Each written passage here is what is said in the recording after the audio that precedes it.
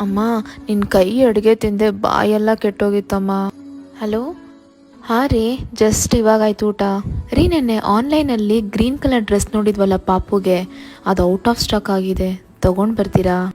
ಬೈಕಲ್ಲಿ ಹೋಗ್ರಿ, ಹೆಲ್ಮೆಟ್ ಯಾಕ್ರಿ? ಹತ್ರ ತಾನೇ ಇರೋದು, ಹೋಗಿ. ಅಮ್ಮ, ನಂಗೆ ಸುಸ್ತಾಗ್ತಿದೆ, ಸ್ವಲ್ಪ ಹೊತ್ತು ಮಲ್ಕೊಂತೀನಿ.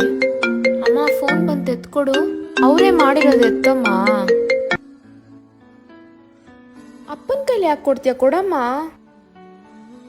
ಹಲೋ. ಹೌದು. ಹಾಂ, ನಮ್ಮ ಯಜಮಾನ್ರೆ. ಏನು, ಬಸ್ಸು ಬೈಕಾ? ತಲ್ಲೇನಾ? ಹೋಗ್ಬಿಟ್ರ? ಅಮ್ಮ, ಹೋಗ್ಬಿಟ್ರಂತೆ ಅವರು.